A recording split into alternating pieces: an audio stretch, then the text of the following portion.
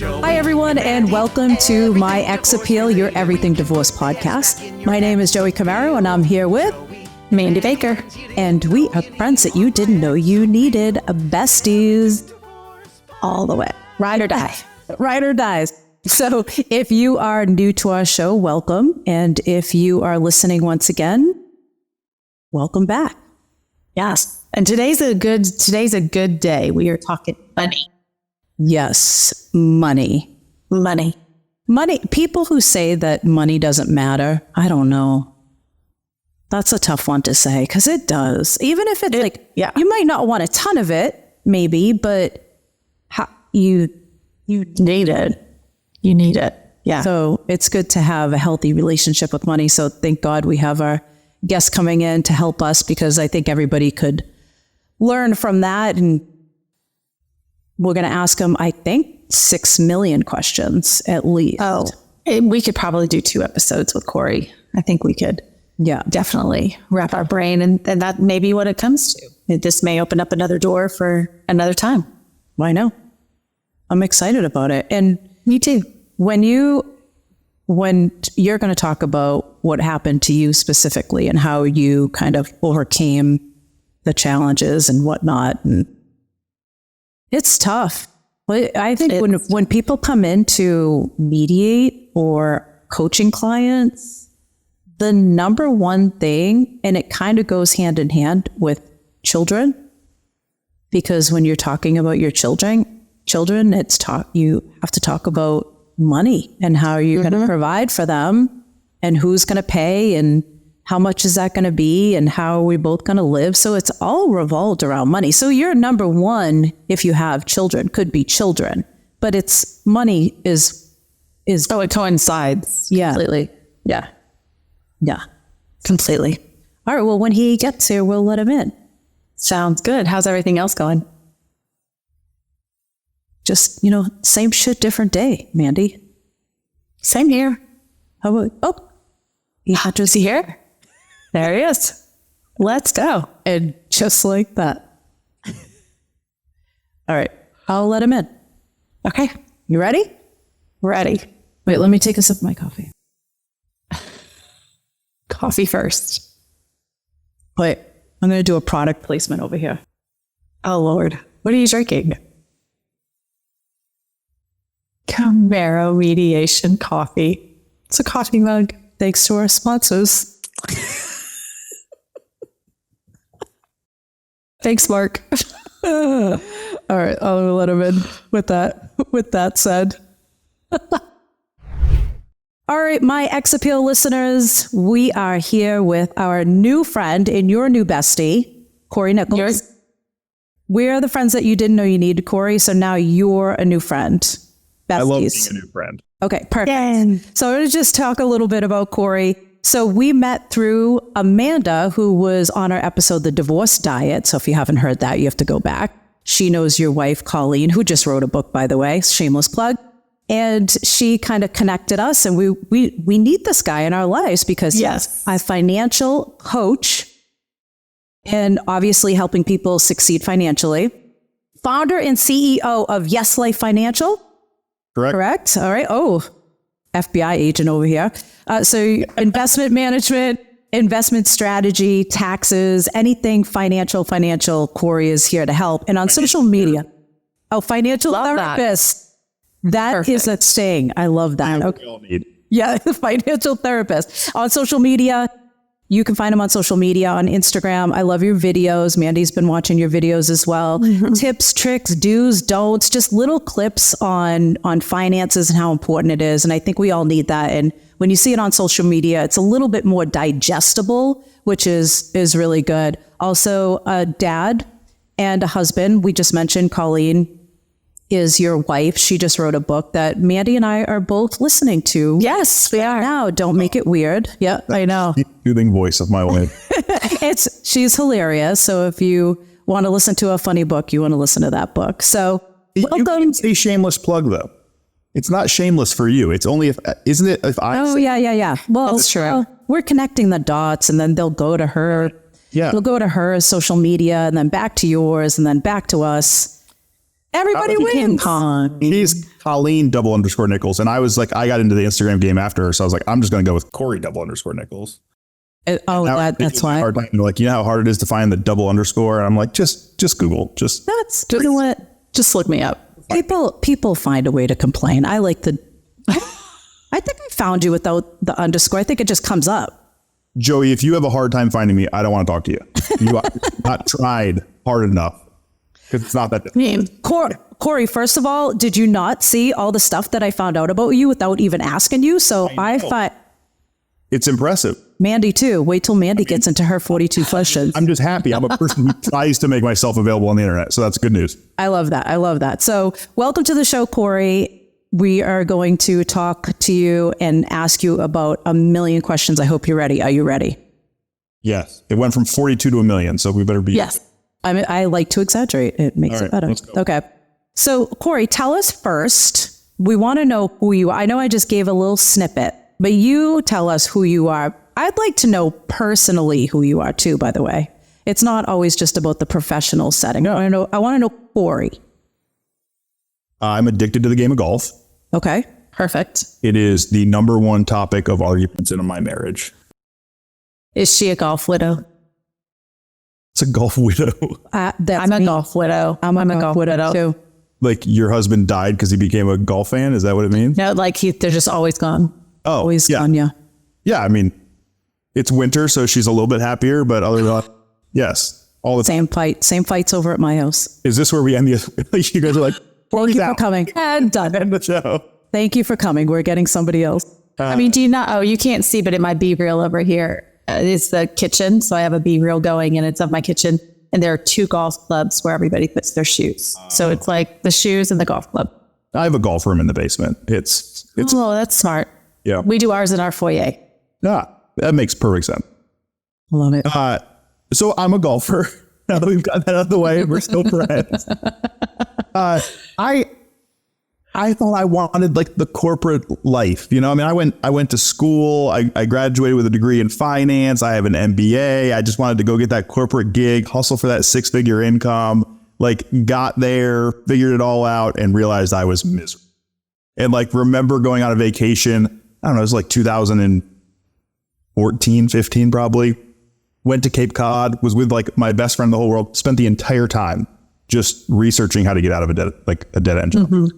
Like was just miserable. And so I got a blessing. Like in 2016, I got fired from that job and basically said like, all right, well, we're never doing that again. Like since somebody took away that, security blanket, like you kind of feel free to go after it. And so we did.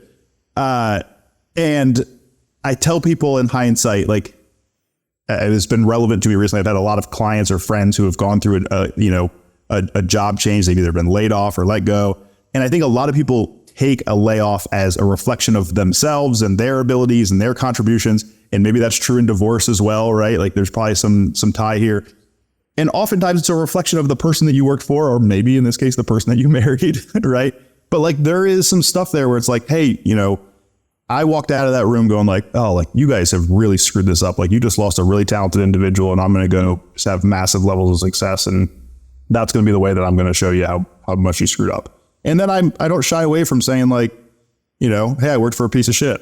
Are we allowed to curse on the podcast, I hope? Yes. I mean, I've met Joey, so I think that's the case, but it's wanted to confirm. And so I never like mentioned my previous employer, but it wouldn't be that hard to figure out. Like I'm on the internet and I have a LinkedIn, like you could figure out who I worked for. Right. And like, I'm totally comfortable with that. Like I've never mentioned you by name. But you're a terrible boss. You're a terrible leader. Right. And so I think people probably feel that way. I mean, I can't tell you how often I run into somebody and they're like, I'm just unhappy in life, but I don't feel like I can get out now, especially if you're in your 30s or your 40s and you're like, I'm established in this. And the idea of starting over just seems too much. So I'm the lucky case where I got fired and forced to kind of reinvent myself. And so got into the personal finance space, which had always been something that I was passionate about, but nothing I had ever turned into a career. And I joked in the opening about financial therapy, and I think it's really true. Like managing your finances would be so much easier if you just weren't a human. But we're all humans. We all have behavioral, flaws. We all have, personal experiences. And really, like managing your finances is about figuring out who you are, what your weaknesses are, and then, supplementing those particular areas to be better. Yeah. Love that. And so when you say financial therapist, financial coach, what's confusing to me too is what does that even entail? What's the difference between a financial advisor and when someone's looking for somebody to help them with their finances, it's like there's financial advisors, planners, investment management advice. Right. It's so confusing to say what could help me just as a regular person, you know? What is the difference between all those things? The problem is there's really no difference from a title perspective. Okay. Like, I hate to say it, right? But it's like being a chief executive blank, right? Like, it's like, well, chief blank, right? Like, are you the marketing officer? Are you the, technology officer? You're like, these people all kind of have the same general work. I work in personal finance. But the problem is that there's just different ways to approach that business, and I always tell people there's what I would refer to as the antiquated model, right? So if we go back 20 years ago, right, financial information specifically around investment was not as readily available as it is today. And so therefore, like, my industry was just about providing access per se. You work with me and I get you access to these investments that aren't readily to consumers and so on and so forth. And so that was the justification for their fees and, what they cost to work with. And nowadays, you can go open a Robinhood app or any other investing app. You can be investing in a heartbeat. You can do everything you want entirely on your own. And so I think it's important that financial advisors reinvent themselves and say, what is the value proposition that you provide to your clients? And for me, that's coaching therapy. The hard part is coaching. That word has been used so much that we've talked about that, and a little bit like destroyed just by how much it's around. And, full disclosure, therapist is having its moment as well, right? And it's a regulated term in certain industries, right? And in the finance world, it's not the same way. But, they're really the same thing. It's like my job is to help people navigate their financial lives. There you go. That just very rarely has to do with calculation of the numbers. And so a lot of people come into our office, obviously, for coaching and for mediation, which Mandy and I, we say consulting now because coaching is such a played on word. But people are like, well, what do you, then the consulting term is broad. And so people still want to know, like, it's well, what so broad, right? So when they come in, a lot of times we suggest that they see some sort of financial advisor, something to get their finances in order, whether you're working with a couple or just one person. And they're so afraid to do that. I'm not really sure why. I think they think it's going to be because they think you're going to take their money, right? I think that's part of it. Or that how much is that going to cost? I'm already having trouble financially. Now I have to pay somebody to tell me what to do. And that's a double-edged sword. That's part of the equation, right? So part of the equation is just financial advisors historically and typically they're compensated in unique ways that are not like explicitly transparent. And so it raises a lot of questions for people about like, what is this costing me? What's the catch? What are you doing? That kind of stuff. And so I think people just have their guard up from the beginning, which they should, because there's unfortunately a lot of bad actors out there. The other part of it though is, and I'm kind of trying to be the antithesis of this, but most financial advisors operate out of an office with rich mahogany walls and they wear a suit and you say, let's talk about a stuffy topic. But hey, by the way, when you show up to talk about that stuffy topic, let's just make it extra stuffy because I'm wearing the least comfortable clothes I can possibly think. All right. You know what I think about, Cory, when we were doing your intro is I legit just wrote down the Mary Poppins bank. Remember in the movie Mary Poppins when he takes this, oh, come on, y'all. Jesus. He takes his kid to daddy, whatever his face, takes his kid to the bank and they're all old men and they're all in ties and they're sitting on this long bench and the kid's like, get me out of here. Yeah. Like I want to ass and elbows like out the door. Right. So that's funny that you say that. Yeah, it does seem still around. Yeah. Very stuffy. I mean, by the way, think about that for anything, right? Like, we make first impressions. I used to have this doctor that I went to. And his office had not been redesigned for at least 50 years. I mean, it was so antiquated, same furniture, kind of smelled dusty, And the only reason I went there is because I could call him and he would get me into his office within like 2 hours. So it was just convenient. But otherwise, every time I went there, I was like, I would not take any serious medical advice from this because it just didn't feel like a place to do that, right? On the other end of the spectrum, it's like if you go into that financial advisor's office and it's, the secretary sitting at the front and, it's these like very like, granite floors and you just feel like, oh, I have to be on my best behavior and I have to whisper and, and it doesn't have to be like that. It shouldn't be like that. No. Because when you have that environment is most people just withhold information because they're like, oh, I don't want to be judged. That's totally what I was about to say. Or you feel so nervous about how you're acting that information that you wanted or questions that you wanted to ask just don't come about because you're just nervous. Yeah, you don't feel comfortable. Yeah, you don't feel comfortable at all. So I think that's one of the advantages, sorry to interrupt you, that's okay. Is nowadays, that saying is you buy from people you know, like, and trust. The hard part about like a financial advisor, like, well, how do I know, like, and trust somebody? Basically, the only thing I have is, I was referred by my brother to this person. And so he trusts them, therefore I should trust him. Like there's like, you kind of some piggybacking off of that or riding the coattails.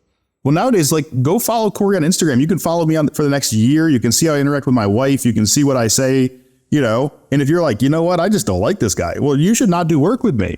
Right. But I can point you another, person who is in this business, who I trust, who does it well, who has a social media that they'll post, their personal lives, and you can get to know them. Right.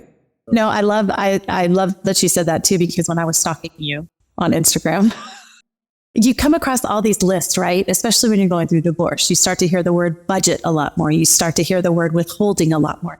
And so I came across the post and you said something about dating on a budget and I clicked it and there you guys were, y'all were laughing, drink in hand. And I was like, that's what people need to see is budget has such a negative connotation to it. But yet, I don't know if you're on a budget, you got a drink in hand. Y'all are listening to a band, you're in a bar, like have fun with it. Yeah. Have fun with it. Have fun. It's also, my point there was like, this is just so true. Typically, the most cost-effective places are also the most fun places. Yeah, that's what you're saying. Yeah. I say that I don't enjoy like a fine dining experience with my wife. Like we have fun, but it's not as like, it's not fun, right? Right. For the caption, we talked about our favorite date ever was during COVID. We went and literally just took like a cooler and parked in this random parking lot behind it. Love that. We don't need to talk about that. I'll probably go to jail for drinking in a parking lot. But like, it was COVID. You could basically do anything. We just sat out there with like our wine glasses and a cooler outdoor. And it was like, this is great. Like you don't need the steakhouse and the staff and letting you taste the wine. Like, have you ever turned away a bottle of wine? You're like, yeah, it tastes great. Why do we do this? I have no idea what they mean when they have you taste it. I'm like, I don't know. I guess it's good. Yeah. Okay, that tastes like embarrassing. Was that the more affordable one on the budget? Yeah. Right. I was like, I guess. I don't know. So Cory, when you and I spoke, we had talked about how you were, obviously this podcast is more for divorced women. So getting into that, I know some people have DM'd you and it's, more divorce related. And that's kind of how Amanda said, oh, you should talk to Cory. So we just know from experience ourselves and experience from the couples that come in here, like we talked about, a lot of times a female just puts her faith in the other person for 30 years. They have no idea what their bills are. And then they're just hit in the face. And so, and a lot of times, here's this one too. A lot of times they don't leave because they are so financially strapped to the other person that they feel like they're going to leave with absolutely nothing. So they don't go and they stay in a toxic. I had a friend whose husband was an oral surgeon. So this guy made like $1 million a minute, right? And when she wanted to leave, he said, you came into this relationship in a paper bag and you're going to leave in a paper bag because I will hire the best lawyers to make sure you have nothing. Turned out not to be true because there's laws, but she's not as bougie. I mean, she was bougie rich, like, he thought she had to have her new Mercedes every 6 months or so. So, swapped out her Mercedes every 6 months, that type of rich. So she's not that anymore, but I can guarantee you she's a million times happier. So I'm sure, I don't know if anybody's ever come to you with that, but it seems like that's the common theme with a lot of people. They stayed home with the kids. Now they can't leave. What are they going to do? Yeah. So I run into this a fair amount. I mean, I will, like, just to give you some insight. I mean, 85% of all my followers on Instagram are female. Right. And I gear my content fairly largely towards what I think will resonate with women. And the reason is the stereotype about men is true, right? Like they could be as lost as can be, but I am not stopping at that convenience store to ask for directions. Like I'm just not doing it. And they do the same thing with finances. They're like, oh, like I don't really know what I'm doing, but like I'm skating by. Like somebody told me about this get rich quick scheme. And so I threw a bunch of money into that and it bit me. And like, they're like, I didn't ask for help though. That'd be a sign of weakness, right? So I think the first thing for women is like, let's just shout out women for the fact that they are significantly more self-aware and therefore recognize what their skills are and recognize where they can get some help. So that's the first thing is like, kudos to you guys. The second part of this is, I have people come to me occasionally. They will say this. I think the problem becomes, Joey, is that they've gotten so frustrated because they've stuck around so long that they actually have lost the desire to fight about it anymore. Yeah. Much more willing to just get me the hell out of here. Even if starting over at 50 with nothing, that's a better alternative to me. And we're fighting that a little bit because like, look, like you don't have, it's not one or the other. Like you can get the hell out and restart and you can do it without like setting yourself up for a really, really, really hard process of digging out of that hole. Yeah, I read some research that said that the silver divorces now, the divorces that are happening to 55 and up, that the statistics are you lose over 45% of your wealth, both parties. So even though it's true that we split no matter what age you get divorced, but the fact that everything is built up and they're looking for retirement, well, now they can't retire anymore because they've just lost half. And so the lifestyle changes are also scary. I had a friend tell me there were 4 of us in college and 2 of us are divorced and 2, I'm not going to speak to the other people's marriages, but I don't even know if I want to say it because she might listen, but she told another friend of ours that poor looked bad on me. And she was like, I don't think I'll ever get divorced because poor looks bad on Mandy. And I was like, fuck off. Oh, she said poor looked bad on you. Oh, I was like, I thought on me. I thought she was saying about herself. No, on me. And I was like, fuck off. Fuck you, seriously. Fuck off. And so now I'm in a way better place, happier than I could ever be. And so it's except for the golf thing. We could get rid of the golf. Oh no, I don't mind because I actually love golf. I actually love golf. I don't. I do. Joey, cut that mic, please. Mute her. This is my face.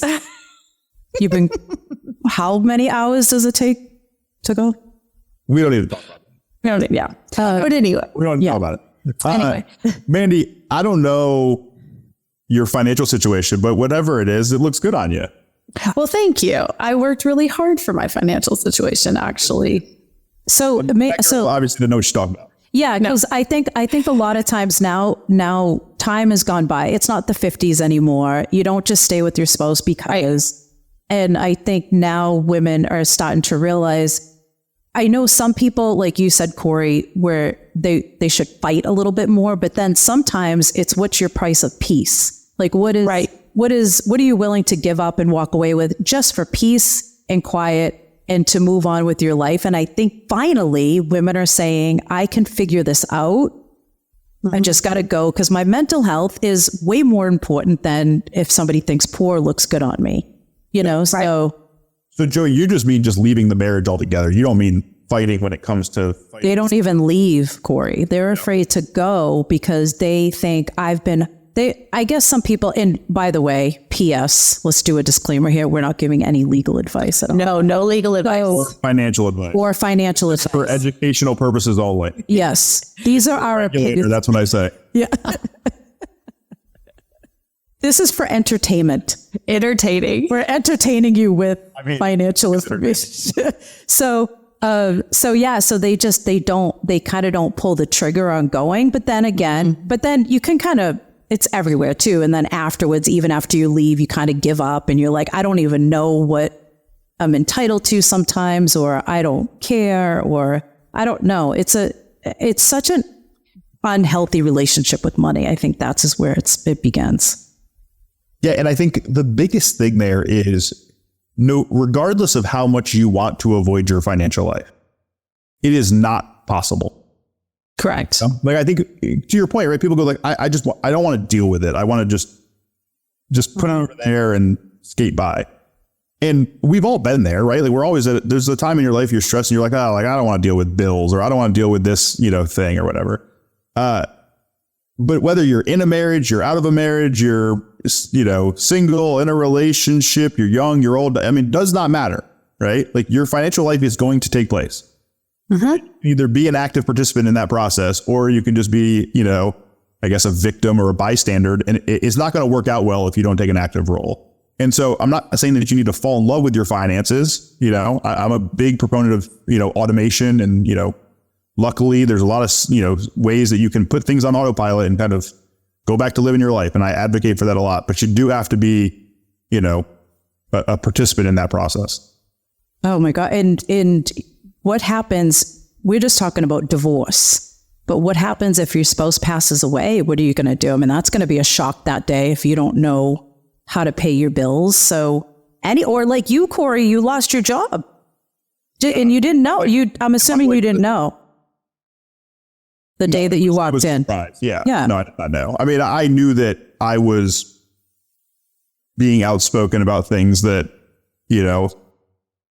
may lead to that outcome eventually. I didn't think it was then. Right. And yeah, I was the only income earner. It's not like I was, half of our income. I mean, Colleen was staying home with our first kid and she was like 7 months pregnant. I mean, it's not, what an ideal situation. But I remember, she says it in the book too. I mean, I felt like a new human that day. Yeah, she said you looked good. I'm sure that's what women feel like too when they finally do it. They're just like, finally, like I've been carrying this burden of wanting to do, feeling like it needs to happen, but I just couldn't get there. We have a friend who's going through a divorce right now or through separation. And she texted us the other day that she had a really tough conversation with, her spouse. And I just said to her, like, hey, I'm really proud of you. Like, it's one thing to tell somebody to have that conversation. It's a totally other thing to actually do it. Right. Oh, amen. Yeah. It's easy for me to sit in my shoes and say, you need to have this conversation. It is a completely different thing to sit that person down and have a really unenjoyable conversation. So yeah, especially it's like, you deserve some kudos because it's not fun, not easy. No, we call it the shit tornado over here. And my ex appeal, it's a shit tornado. And it's sometimes it starts dying down a little bit and you're like, oh, we're good. And then the shit tornado just comes right back again. Sirens going off and you're back at it again. So it is a tough conversation to have for sure. Yeah. Well, going into that, let's say that a woman doesn't have any control. The mortgage is in her spouse's name. The cars are in her spouse's name. The credit cards are in her spouse's name. She's got nada cabada. And how does she even start to build? Because like in Texas, if you go to move into an apartment, they do a credit check on you. And the lower your credit score, the higher the deposit is for like your electricity or your water. So if you were in college and not in Texas and didn't build anything, what's the first, where do you go? Do you apply for a credit card while you're still married to kind of bump it up with his credit until you can knock him off and then start to build your own? What does that look like? So just to make sure I give you the right answer, are we going to just talk about, we're already at the place, we're separated, what do I do now? Or yeah, we're gone. Oh, so you can open a credit card. There are a lot of like entry level credit cards that are going to be, you're going to get approved with very little credit, right? So the difference there is you typically get approved with a very small limit. So it might be like the credit card has a $300 limit on it. Oh, right? Wow. And then it'll increase. Now, here's the thing you need to know. It does not matter from a credit building perspective whether your limit is 22,000 or it's 300. Like it counts the same either way. The only thing that's different from a credit perspective is what's called your utilization rate. So that is how much of your available credit you use. Now you want below 10%. Now that's easy to keep it below 10% if you have a $22,000 limit, because that means you can spend $2,000 and you're still fine. On a $300 limit, it means as soon as you spent $30, right? Like you're already at you're there. So it's a harder equation when you have a small limit. But in reality, if all you're trying to do is build credit, right, is go ahead, open the credit card, make one Starbucks purchase on it, right, pay it off, make one Starbucks purchase, pay it off, and just keep doing that on repeat. And you'll notice like if you have no credit history, you'll notice a pretty big increase pretty quickly, because they're just trying to get some idea about like, who is this individual? Are they at least somewhat responsible? Right. And then the rest of the stuff is going to be much longer term, meaning, the age of your credit history and how long is your oldest account and, those types of things, you're not going to have any choice but to just trudge through the shit tornado. Yeah. I mean, I always go back to Shark Redemption when he's crawling through that tube of Oh yeah. Yep. light. Like you got to have confidence that thing empties into a tree because you probably can't see the opening, but It'll happen. so that's what I would say. Open up that credit card. The other thing is a couple of things. So I'm a big fan of Credit Karma app on your phone. Will give you a free credit score, gives you the indicators, will give you a good idea. Like, would I say it's gospel? No, by no means. If you ever apply for, something, you're going to see that your credit score is different, but at least gives you an idea about where you are and where you can focus your energy. And then the second part is if you've been out of the loop, you can create an account on the IRS website, and then you can download from that your tax transcript. So let's just say, like, for a minute, you've been excluded from your, financial lives house historically, right? I assume you're still filing jointly. I mean, it was in your spouse's best interest to take your standard deduction if, you're married and not generating income. So you're filing jointly because that's what was advantageous. If you go in, you can download your tax transcript, which will include, back, Oh, interesting. on your income for every single year and, what was tax like and so on and so forth, even down to deductions. And I'm pretty sure you could do that without your spouse ever knowing. Like, it's not going to notify the person you co-filed with that you created an IRS login. Because your name's on it and it's legally yours as well, right? And for yourself, right? So it's going to say, like, hey, Cory Nichols, Cory's social, his date of birth. It's going to give you your information. It's not going to be like, hey, Colleen, Cory created an account on the IRS.gov website. Right. No one's going to tell you. Check it out. I'm like, That's a good tip. That's a great place to start. So Credit Karma, I love Credit Karma. It actually, when I was building up my credit, that's what I use because it's almost like a game where you can see the little, and I have my kids on it too, and it's helping them and they understand their credit cards and the utilization and things like that. So I love Credit Karma. Like you said, it's not perfect, but at least it's a jumping off. And I always warn people, if there's a product out there that's free, that means that you are the product, right? So proceed with caution. Yeah. Right? Like, the data play for them, and they're pushing credit cards to you and they want you left and right. Your data is being sold. So just be careful there. Right. But it doesn't mean it's not a great tool. Like, go look at it, get some advice. Okay. That's a good point. Cause it'll say you have an excellent chance of getting this credit card right now. And you're like, I'll take it. So by the way, you have to be careful. So Mandy, to your point, like, it does not make sense to go and open multiple credit cards. That's not going to be advantageous. Right? Because they have a bunch of hard credit inquiries. That's going to impact your credit score. Open one, be responsible with it for the first 6 months, then get the limit increased on it away from 300 to a higher number.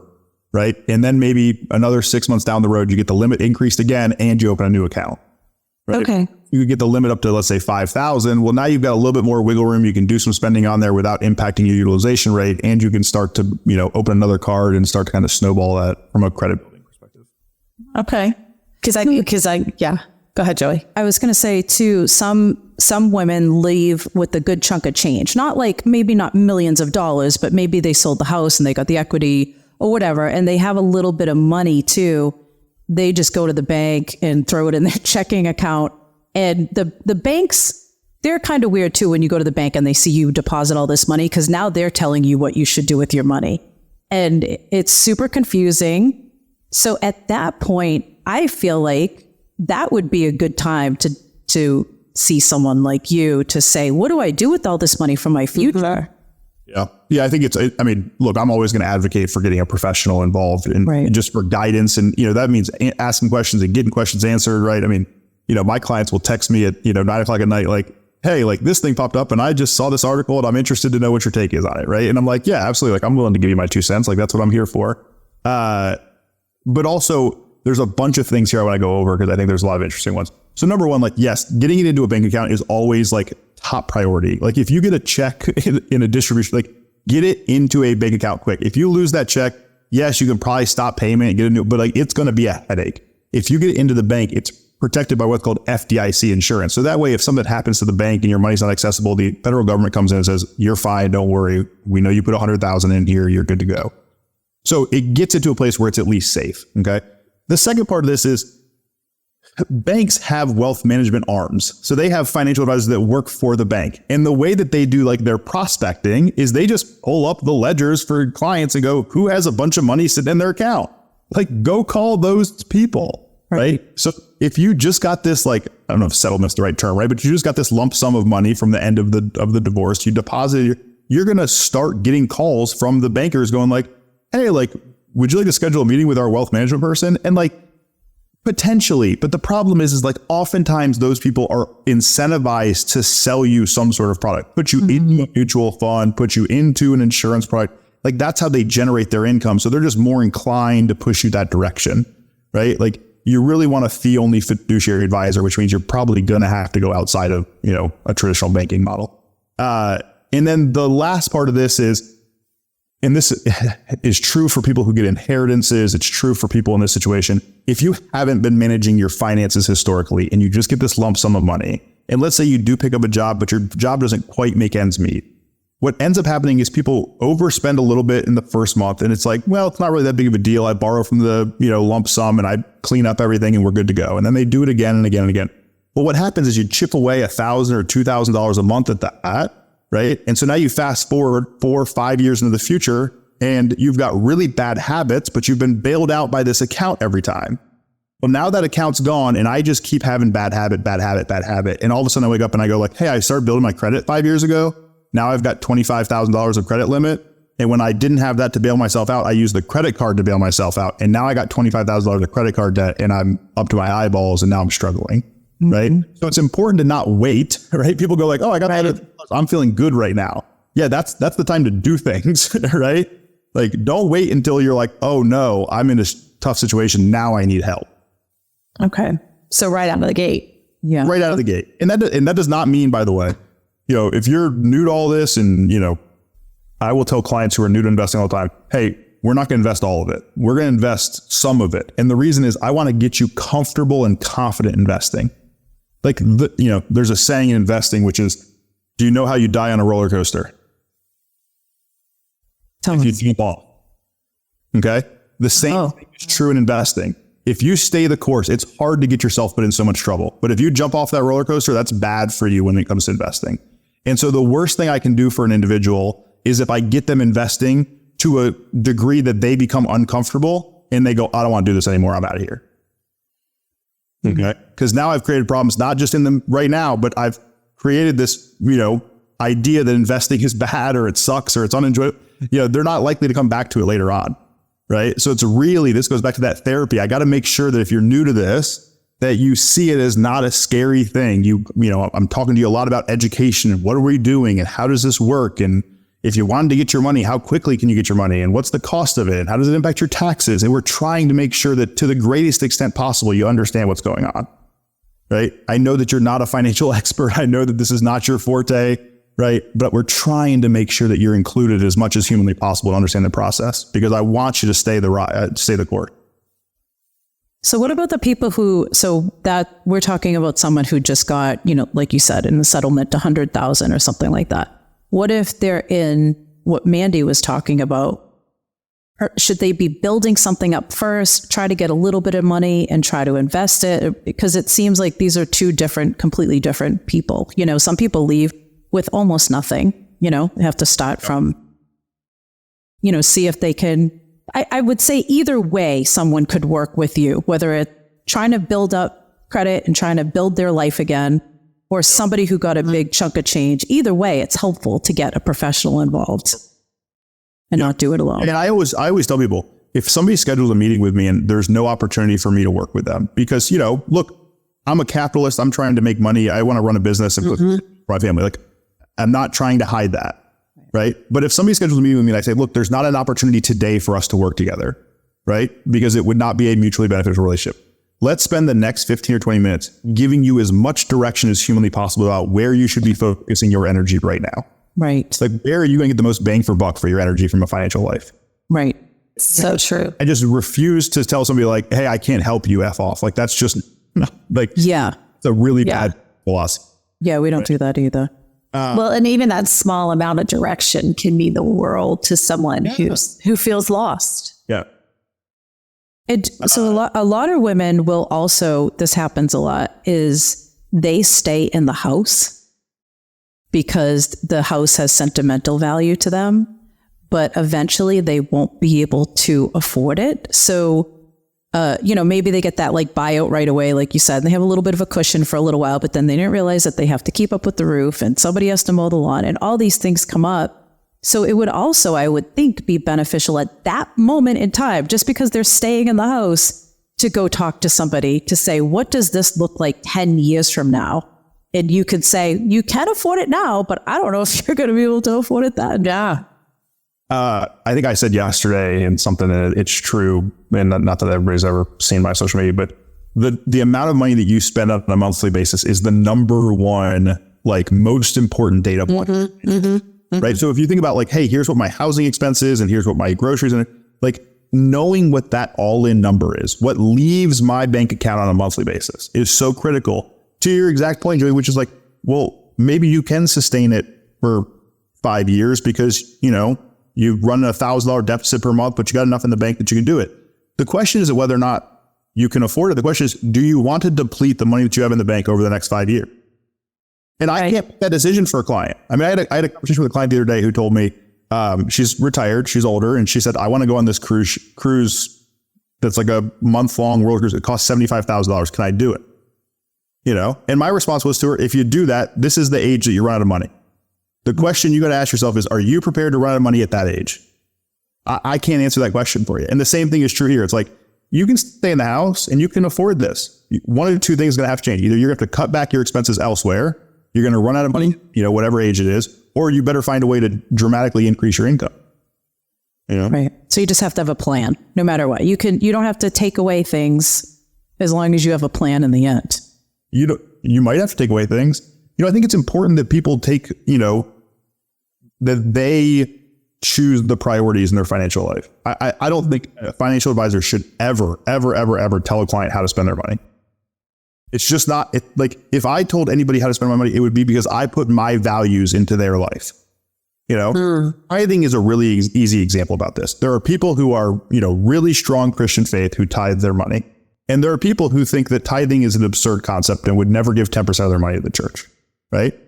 Well, neither one of those people is wrong. Right. Like, right. People over here get value out of giving 10% of their money to the church because that's what their belief system is. And this person over here who doesn't tithe, doesn't give 10%, and they get the most value out of their money. Right. And so it's important that, an individual says, well, Mandy, what is your value? How, you got X number of dollars to spend every month. You should cut out the things that you get the least value from, and you continue to spend your money on the things that you get the most value from. If you love Starbucks every morning, there are plenty of people who tell you that Starbucks is a waste of money and you're screwing yourself financially.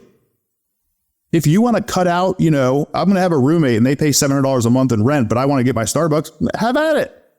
That was your prerogative as an individual, right? Yeah, I agree. It's just value of happiness. Yeah, it's really making sure that you're aligning your expenses with your own values. Yeah. No, that makes complete sense because it's all about, and it all goes back to what you make too, because you can still, money's going to be spent. You don't just inherit or get money in a divorce and sit on it. Like, you have to live.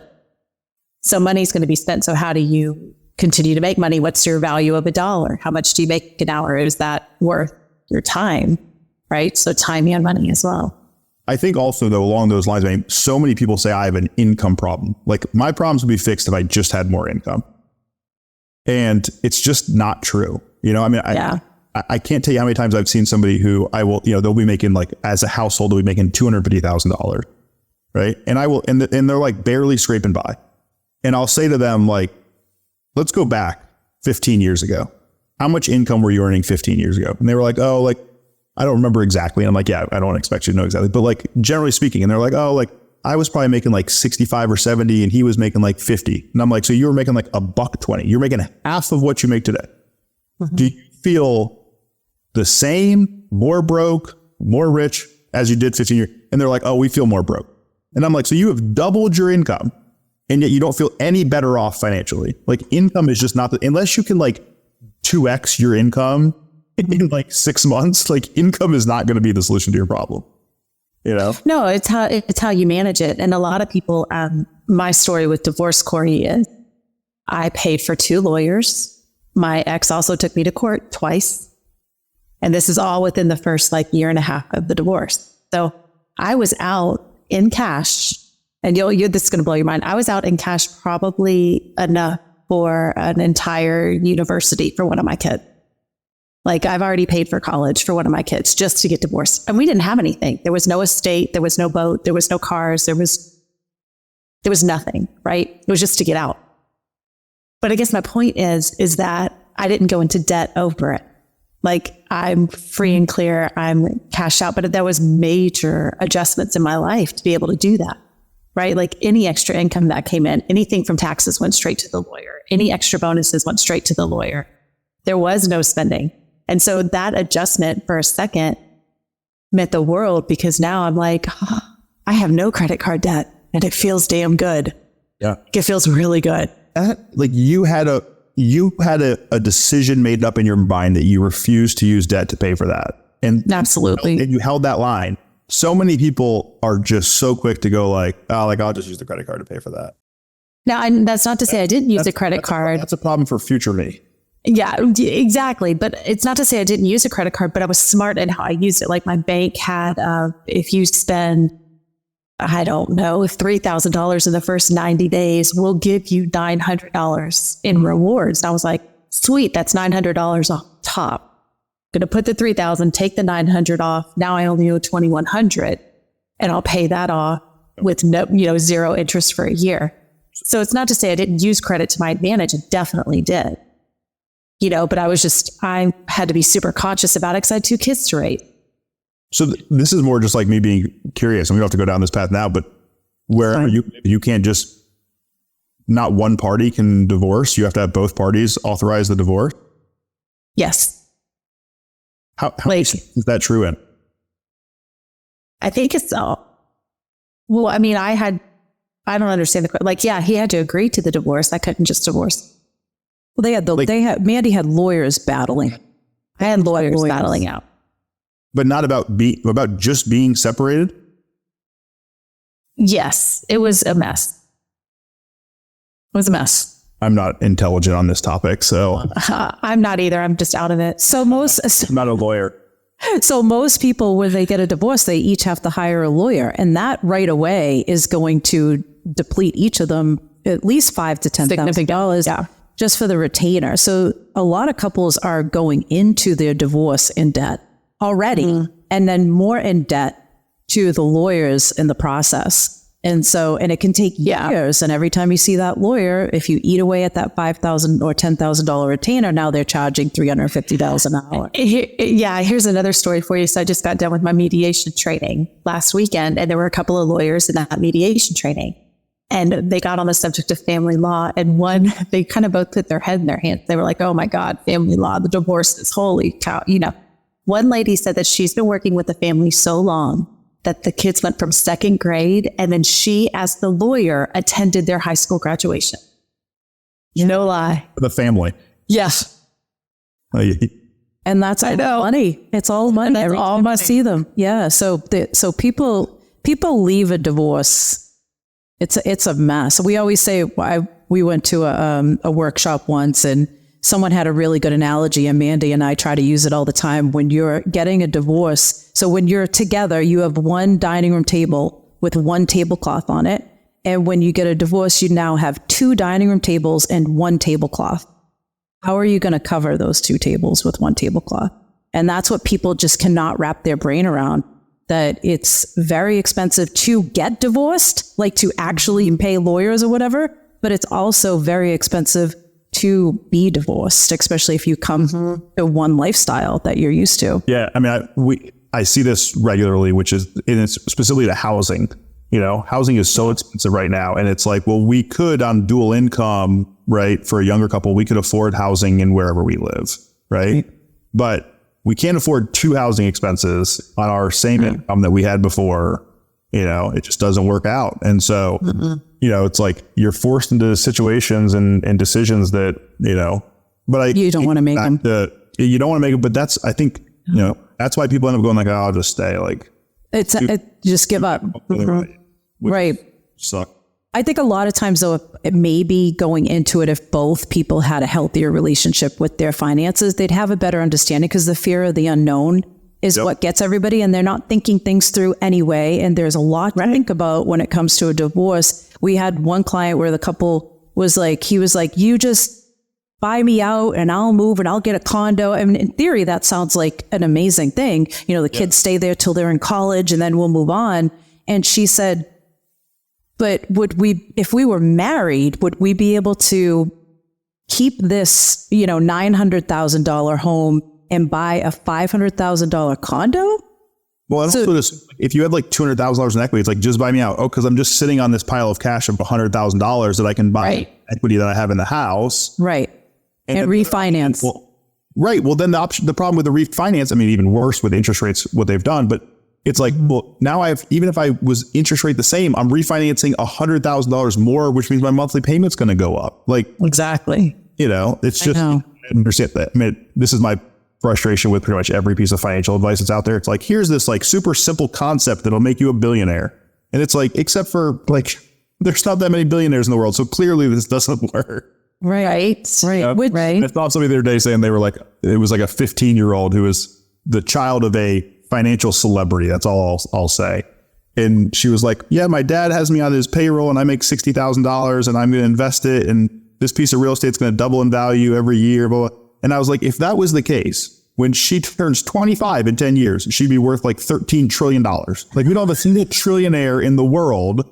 She thinks the first one 10 years from now, you know, I also saw, to give you perspective, I think you've probably seen this, but like 1 million seconds is like 11 days. 1 billion seconds is like 36 years. Really? 1 trillion seconds is like 36,000 years. Oh, tough math, Cory. That was too much. Yeah. But just think, that's a long time. Yeah, that's a lot. Yeah, big difference. There's been 1 million and 1 billion. You have $1 million, you know, 11 seconds. $1 billion is 36 years. It's a lot more. So give perspective on the difference between 1 million and 1 billion. Yeah, it's I think for most people though, coming into this, it's like not a one size fits all. Everybody that, you know, is probably listening or watching, your situation can be wildly different from anything that we've even talked about. So that's why professionals come in. They're involved, you know, because if you go through this alone, which most people do, and I know how you said in the beginning of the episode, Cory, about how men don't ask for directions, but women can be very stubborn as well. And they want to go through things alone. They don't want to ask for help because it's embarrassing, or, you know, going through a divorce can be, for some weird reason, divorce is embarrassing. It's very private and you don't want to talk about it. So you kind of go through it alone and you see what happens and you roll the dice on your life. Yeah, you don't want to do that. And you want to be as honest as possible, because if you're one to get your lashes done or your nails done or your hair done all the time and you don't put that down, now you're just being stupid, because that is part of your expenses. You have to put that down. Yeah. You have to see everything. The big thing, I'll give some advice for people who, you know, if you're going through this situation and you contact a financial advisor, let's say it was somebody who was referred to you by a family member or somebody you love, you know, you knew that you have a relationship with, just ask them when you meet them the very first time, how do you get paid? That's a good question too. Yeah. Just listen, right?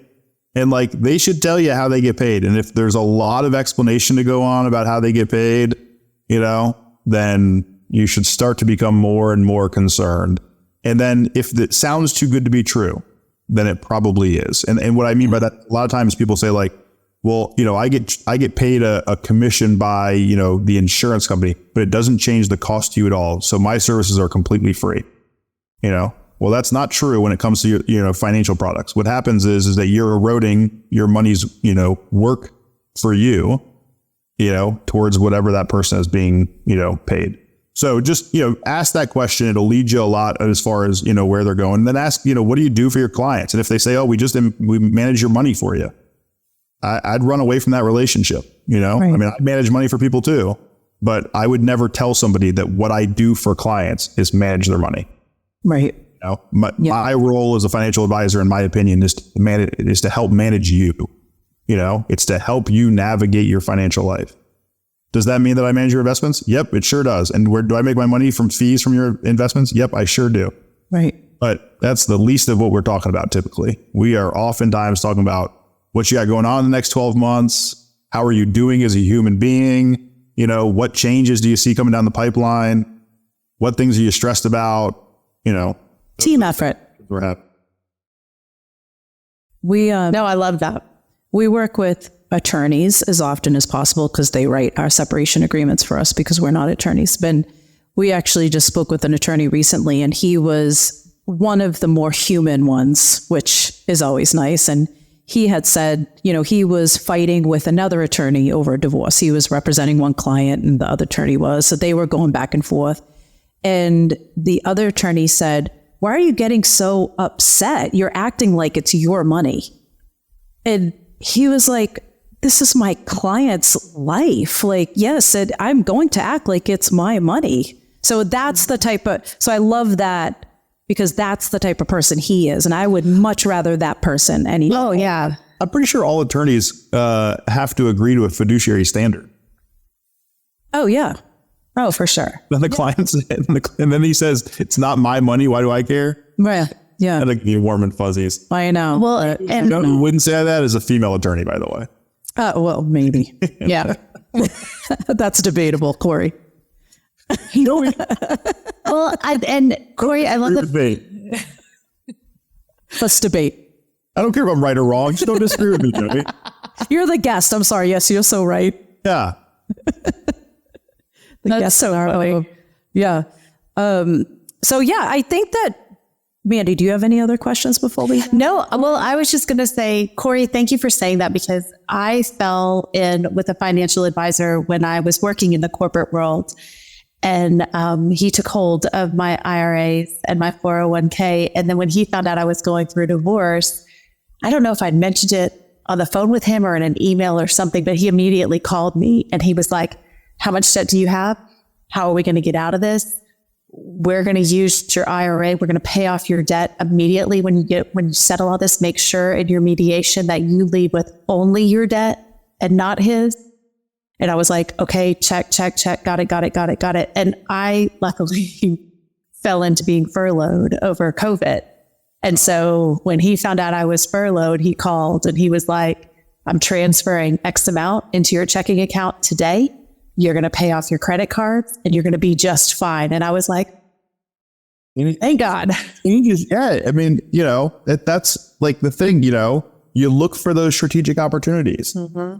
You know? Yeah. So thank you for being such an advocate for women because it's scary when you're going through a divorce and then you have all the fears as a woman of not knowing about money. And then here you are, gentlemen, dealing with money and they're going through so much on the other end with their ex-husbands. And they're like, I don't know if I can trust guys. Like I don't blame at that point, all men are shit, right? Just in that moment in their life. And so a lot of times. So thank you for being such an advocate for those going through a hard time. I married a very strong-willed woman. And so if I had any other view, I probably wouldn't survive very Off with his head. But she wouldn't make it. But she wouldn't make it weird. No, but she'd be like, I'm putting you on blast for the entire internet to know. Right, exactly. Like straight to the Instagram. But it's one of those things. It's so weird. I just don't understand that philosophy. You know, I mean, I'm also a person though that thinks that, you know, one person doesn't have to lose for the other person to win. Yeah, like, right. There is a solution where we both are, you know, reasonable and we both are like accepting. It doesn't mean we're both thrilled about it. It doesn't mean this was the outcome on it. It doesn't mean any of that's true. Right. But it just is not the case that one person has to win and the other person has to lose. No. But and fortunately, I think a lot of people enter transactions like that and they go, the only way for this to work out is I'm either going to be the winner or I'm going to be the loser of this transaction. And I'm not going to be the loser. Exactly. If you, and typically when you go with lawyers and lawyers duke it out, then that's what's happening. You're looking for a winner and a loser. If you use mediation, it's typically like, okay, here's two really shitty situations. Which shitty situation do you want to be in? Or which do you know, not meaning, you know, life afterwards, but kind of like, you're not going to get everything you wanted. There's checks. Well, you're going back to this. What is it? I read that through divorce, you're going back to the starting line, but with experience. Oh, that's true. You know?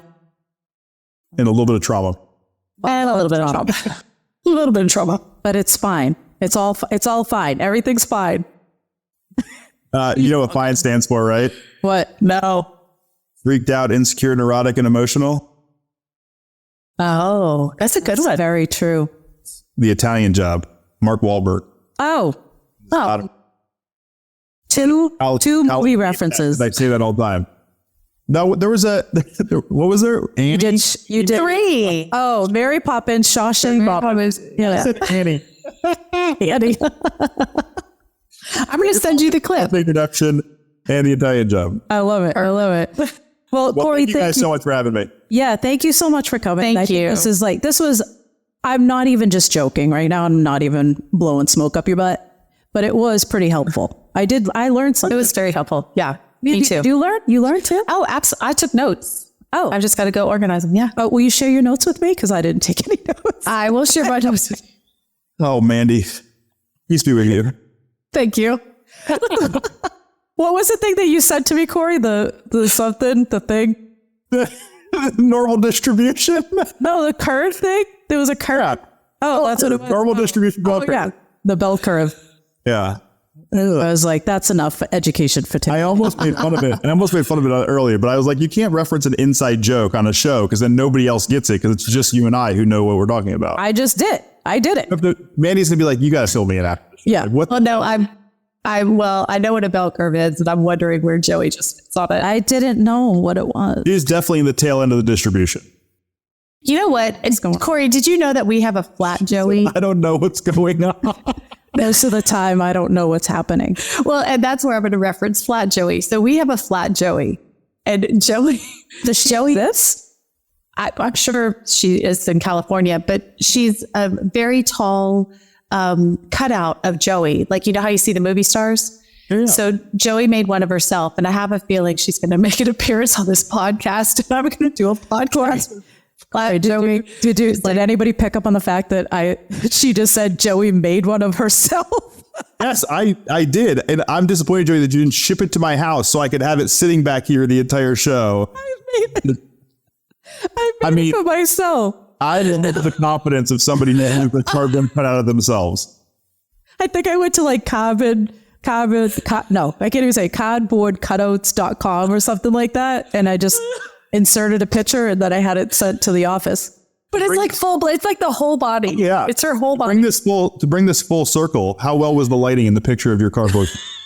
Oh, it was really good. I'll find a picture. The filter's phenomenal. It was really good. Nobody's going to no one's going to make a cardboard cutout of you. You have to do it yourself. It's true. Like, I could also just listen to you say cardboard cutout all day. And the fact that I can't even say it. Cardboard cutout. There you go. Park the car in Harvard Yard. What am I, a gimmick? Say garage. Garage? No. Sometimes that's not it. That one sounded fine to me. All right, anyway, we digress. Anyway. All right. Well, Cory, thank you. We'll have to bring you on again. Cory. Once again. Anytime. Happy to do it. Perfect. We appreciate it. All right, Cory, thank you. All right, Cory. That was so awesome. Yeah, that was very helpful. That was good. He's fun. Yeah. I think it's nice to have a financial coach that's actually human. Yeah, and I think it's good that if we get questions and things, we can bring him back on. Yeah, I think this to take over. Just again, like you said earlier, and the other one just touched the iceberg, the tip of the iceberg. Oh, there's so much more. Okay, my X Appeal listeners, you have made it to the end of yet another episode. Keep press and play. I love it. Please head over to our Instagram account, my_X Appeal. I always say it wrong. And make sure you check out our stories and our reels. Give us a like, maybe share, because you never know, even if you're not going through a divorce, you never know who you can help by sharing. Sharing is caring, and we're besties, so we share. We share everything. Okay. All right, Mandy, I'll see you next time. Sounds good. All right, we'll see you next time on My X Appeal. Bye, everybody.